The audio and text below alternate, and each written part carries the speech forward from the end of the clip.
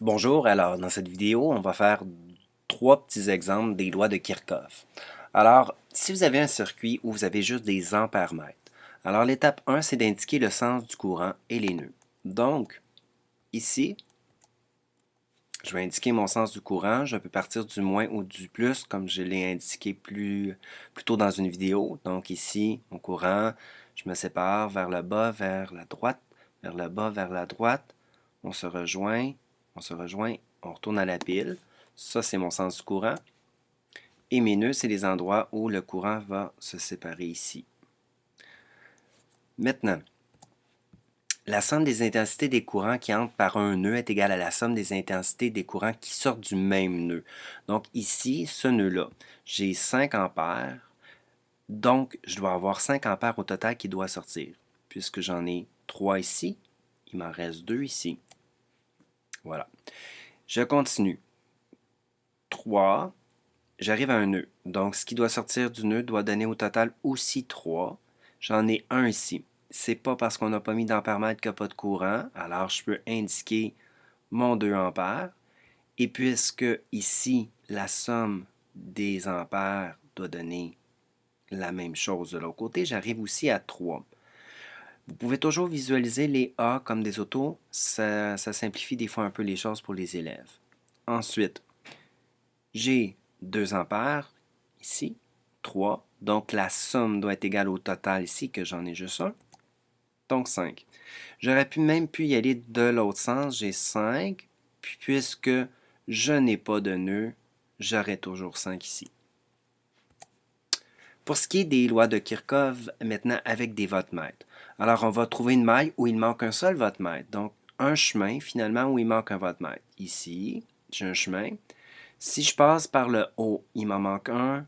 J'en ai un que je connais et je reviens. Donc, c'est un chemin possible.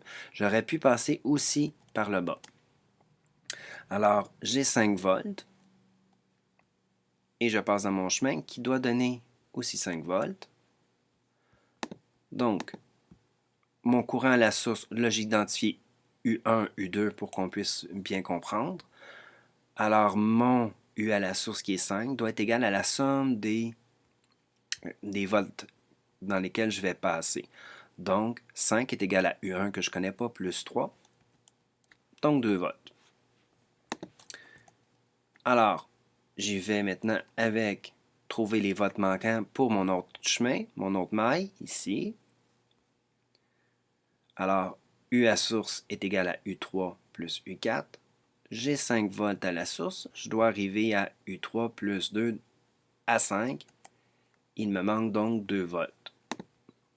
Je vais revenir pour vous montrer ici. Il manque 3 volts pour arriver à 5. Bon, ce qu'on peut voir, c'est que j'ai ce qu'on appelle un circuit mixte. C'est un circuit qui contient et du série et du parallèle. Alors, on voit que ces deux-là sont en parallèle. On avait vu plus tôt dans une vidéo qu'en série, on s'additionne. Quand on est en série au niveau des volts, 2 plus 3 donne 5. Ici aussi, j'ai comme un mini-circuit en série, 2 plus 3 donne 5. Et les deux 5 sont en parallèle. On avait vu qu'en parallèle, les U sont égales. Alors pour le prochain exercice, ce que je vous suggère de faire, c'est, ici on ne le voit pas au complet, je vais juste l'étirer. Voilà.